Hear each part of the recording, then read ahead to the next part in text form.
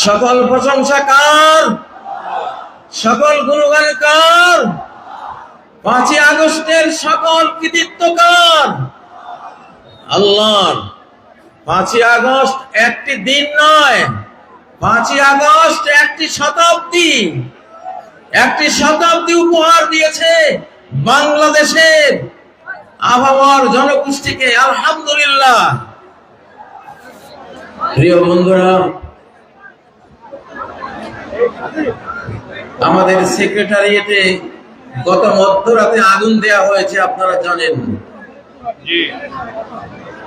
আগুন দেয়া হয়েছে নাহিদের মন্ত্রণালয়ে, আসিফের মন্ত্রণালয়ে, অর্থ মন্ত্রণালয়ে, এলজিআরডি মন্ত্রণালয়ে। গুরুত্বপূর্ণ রাষ্ট্রের যে হার্ট, যে হৃৎপিণ্ড, যেখান থেকে গোটা বাংলাদেশ চলে, সেখানে আগুন দেওয়া হয়েছে।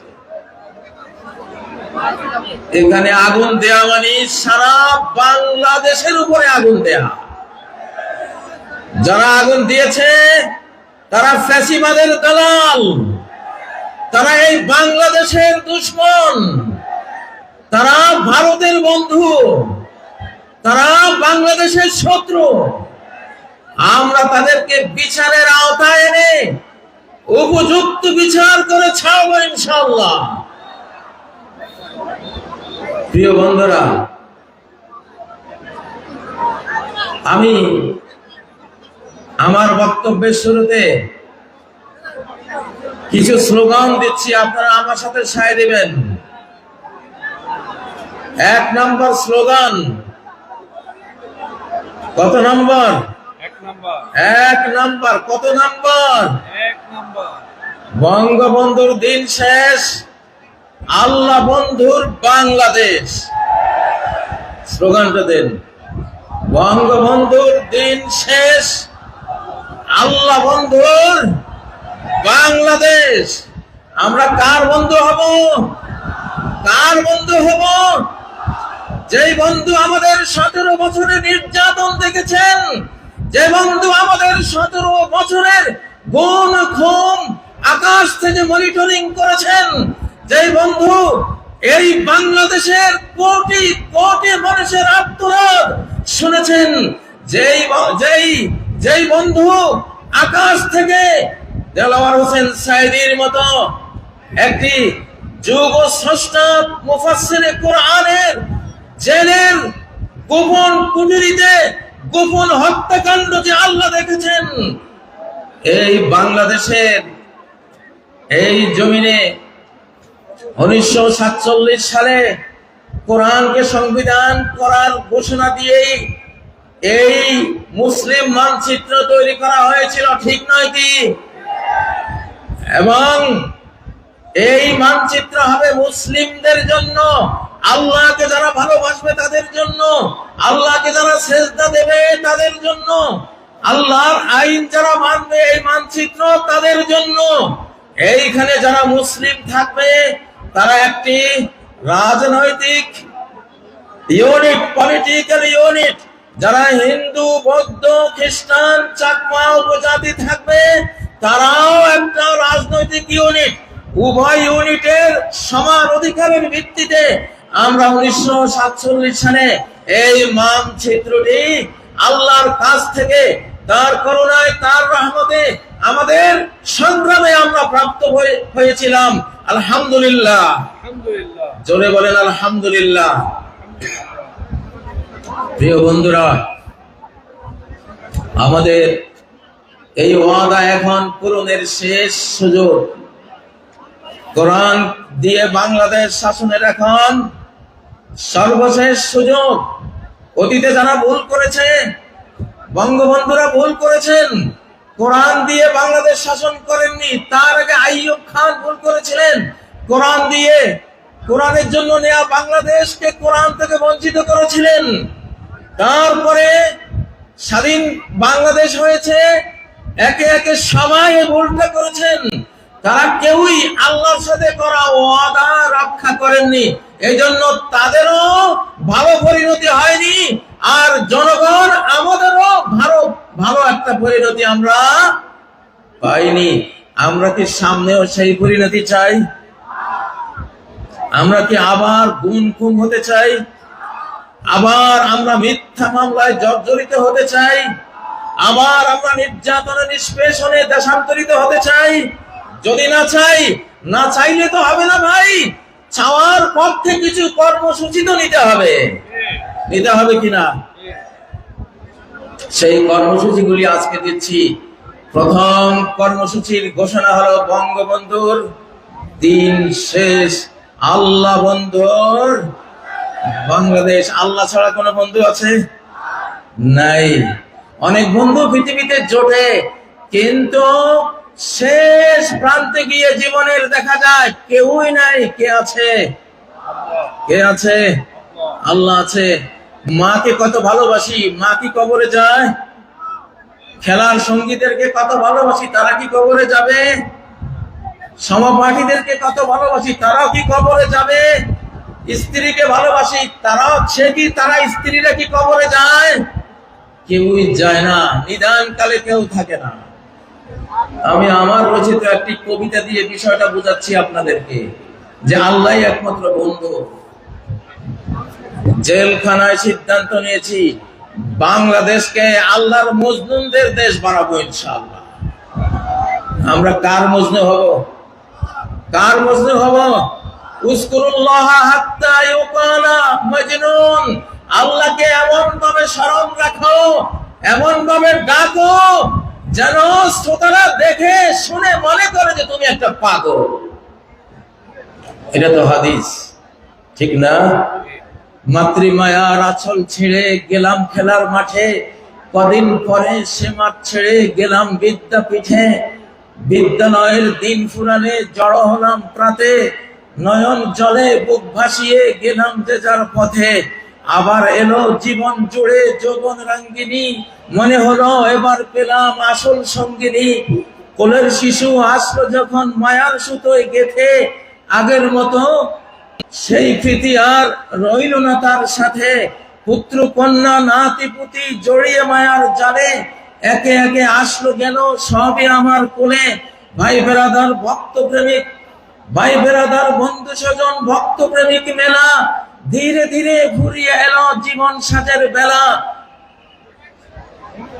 একলা ঘরে একলা খাটে জীবন শেষে এসে, জীর্ণ দেহে পড়ে আছি চোখের জলে ভেসে। আসলো না কেউ, থাকলো না কেউ পারাপারের ঘাটে, জীবন সাথী মরণ সাথী আল্লাহ বলেন সাথে। লা ইলাহা ইল্লাল্লাহ, তাই তো বলো মন, আল্লাহ বিনে বন্ধু তোমার নেই যে কোনো জন। অতএব বলছি, এবারের বাংলাদেশ কার বাংলাদেশ? আল্লাহ বন্ধুর বাংলাদেশ, ঠিক নয় কি? কারা কারা আল্লাহকে বন্ধু রূপে পেতে চান?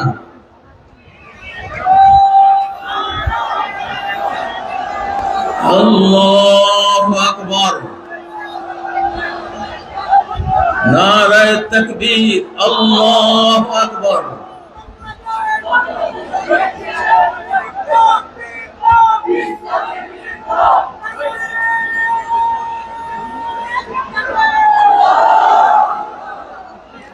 প্রিয় বন্ধুরা, আল্লাহ যদি সাথে থাকেন তাহলে পার্শ্ববর্তী দেশ আমাদের বিরুদ্ধে হুঙ্কার দিচ্ছে, হুঙ্কারের কোন পরোয়া আমরা করব না।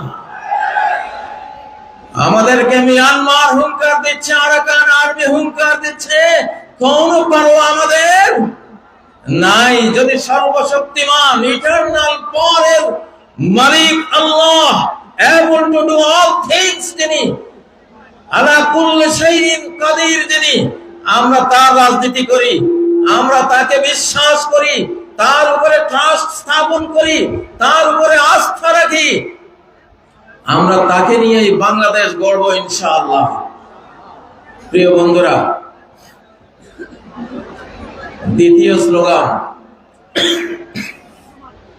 কত নাম্বার? ৭২-এর বিধান শেষ, ৭২-এর বিধান শেষ, আল কোরআনের বাংলাদেশ। জোরে বলেন, ৭২-এর বিধান শেষ, আল কোরআনের বাংলাদেশ।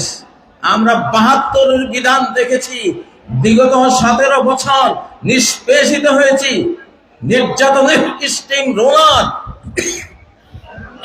আমাদের উপর চালানো হয়েছে ৭২-এর বিধানের অজুহাত দেখিয়ে। ঠিক নয় কি? কারা কারা ৭২-এর বিধান চান? ভুলেও কেউ হাত তুললো না, মাশাআল্লাহ। আমরা কি চাই? ৭২-এর বিধান শেষ, আল কোরআনের বাংলাদেশ ইনশাআল্লাহ। এবার ধীরে ধীরে আমরা কোরআনের দিকে এগিয়ে যাব। আমরা বলছি না ১ বছরেই গোটা কোরআন নিয়ে আসবো। কোরআন নাজিল হয়েছে ২৩ বছরে, ঠিক নয় কি? একটু একটু করে কোরআন পৃথিবীতে এসেছে, আমরাও একটু একটু করে কোরআন নিতে থাকবো ইনশাআল্লাহ। রাজি আছেন? ডক্টর ইউনূস সাহেব, ওয়াকারুজ্জামান সাহেব, যারা রাজনীতি করছেন, সবার প্রতি এই মাহফিল থেকে আমরা দাবি দিলাম, আমাদের ৭ জানুয়ারি যে সংবিধানের রিপোর্ট পেশ করা হবে, সেই রিপোর্ট কোরআনের সাথে মিলতে হবে একেবারে অক্ষরে অক্ষরে। যদি কোরআনের সাথে কোন একটি ধারা উপধারা যদি বিরোধ তৈরি করে, আমরা সেই সংবিধান ছুঁড়ে ফেলে দেব ইনশাআল্লাহ।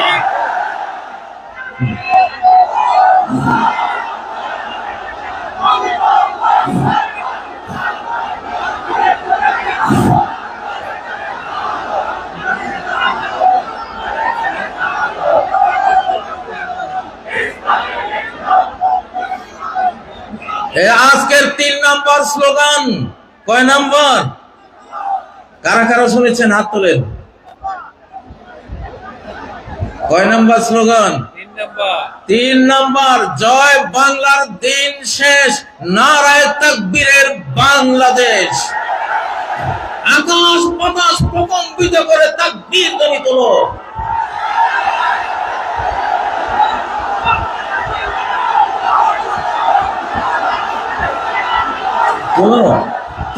আসমান জমিন কাঁপিয়ে তোলো তাকবীর ধ্বনিতে। আরশের উপরে আল্লাহ শোনান।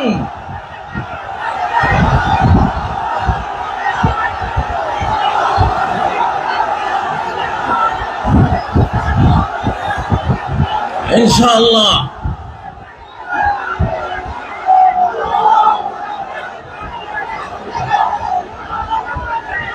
এইবারে আমাদের এই তাকবীর বিশ্ব বিজয়ী তাকবীর। এইটা এমন এক হাতিয়ার, এমন এক উইপন্স, এই হাতিয়ারের মোকাবেলা কোন পরমাণু বোমার পক্ষে সম্ভব নয়। সহিহ মুসলিমে তুরস্কের যে ইস্তাম্বুল শহর রাজধানী আছে, ইমাম মাহদীর বাহিনী আজ থেকে কয়েক বছর পরে সেই রাজধানী দখল করবেন, সেকুলারদের হাত থেকে উদ্ধার করবেন। কোন অস্ত্র দিয়ে যুদ্ধ হবে না ইস্তাম্বুল দখলে, শুধু বলবে লা ইলাহা ইল্লাল্লাহু আল্লাহু আকবার, তাকবীর দিয়ে জয় করা হবে। ইউরোপের প্রবেশদ্বার যে ইস্তাম্বুল, সেই ইস্তাম্বুল নগরী আলহামদুলিল্লাহ। আবার বলছি নারায়ে তাকবীর, আল্লাহু আকবার। এখানে যারা ইসলামী দল করেন তারা তো আছেন, ধর্মপ্রাণ যারা আছেন তারা আছেন। আমি জিআর বিএনপির যারা আছেন, প্রেসিডেন্ট জিআর বিএনপির যারা আছেন তাদেরকে বলছি, আপনারা জিয়াকে ভুলে গেছেন, জিয়ার রাজনীতি অনেকেই ভুলে গেছেন। যদি বিএনপি হতে চান, জিয়ার ভাঙ্গা সুটকেস আপনাদের হাতে দেখতে চাই। যদি বিএনপি হতে চান, তাহলে আপনাদের বাড়িতে আলু ভর্তা আর ডাল ভাত খাওয়ার রওয়াজ আমরা দেখতে চাই। যদি বিএনপি হতে চান, ছেঁড়া গেঞ্জি আপনাদের গায়ে আমরা দেখতে চাই। যদি বিএনপি হতে চান, তাহলে ৭ই নভেম্বর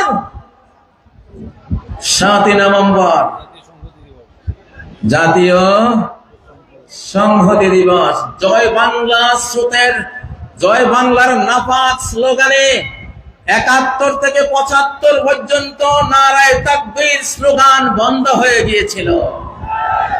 নারায়ে তাকবীর স্লোগান বাংলার আকাশে বাতাসে ধ্বনিত হতে পারেনি, কারণ জয় বাংলা হলো ভারতের স্লোগান। বাংলা বললে বাংলাদেশ বোঝায় না, বাংলা বললে বাংলাদেশ বোঝায় না, এটার ভিতরে ভারতও ঢুকে যায়, ঠিক নয় কি? পশ্চিম বাংলাকে ভিতরে আনার জন্য এবং পশ্চিম বাংলার টানে পূর্ব বাংলা অর্থাৎ বাংলাদেশ দখলের জন্য স্লোগান তৈরি করা হয়েছিল জয় বাংলা।